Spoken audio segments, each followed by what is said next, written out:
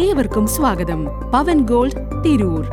പാമ്പുകടിയേറ്റ രോഗിയുടെ ജീവൻ രക്ഷിച്ച തിരൂർ ജില്ലാ ആശുപത്രി മെഡിക്കൽ സംഘം. മാരകവിഷമുള്ള മൂർഖന്റെ കടിയേറ്റ് ഗുരുതരാവസ്ഥയിലെത്തിയ രോഗിയുടെ ജീവൻ രക്ഷിച്ചാണ് തിരൂർ ജില്ലാ ആശുപത്രിയിലെ മെഡിക്കൽ സംഘം മാതൃകാപരമായി സേവനം കാഴ്ചവെച്ചത്. മൂർഖന്റെ കടിയേറ്റ് ശരീരം മുഴുവൻ തളരുകയും ന്യൂറോ മസ്കുലാർ പാരാലിസിസ് സംഭവിക്കുകയും ചെയ്ത നിലയിലാണ് രോഗിയെ തിരൂർ ജില്ലാ ആശുപത്രി കാഷ്വാലിറ്റിയിൽ എത്തിച്ചത്. അതീവ ഗുരുതരമായ സാഹചര്യം മനസ്സിലാക്കി കാഷ്വാലിറ്റിയിലെ ഡോക്ടർമാർ സമയോചിതമായി ചികിത്സ ആരംഭിച്ചു.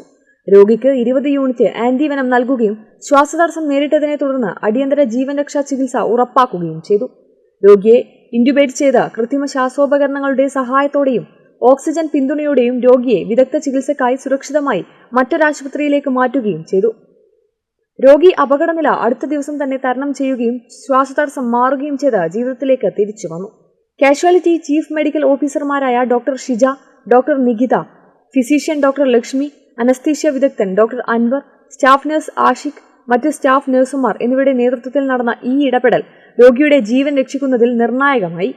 നഴ്സിംഗ് ഓഫീസർ ശ്രീ ആഷിഖ് രോഗിയെ ആംബുലൻസിൽ അനുഗമിക്കുകയും വിദഗ്ധ ചികിത്സ ഉറപ്പാക്കുകയും ചെയ്തു.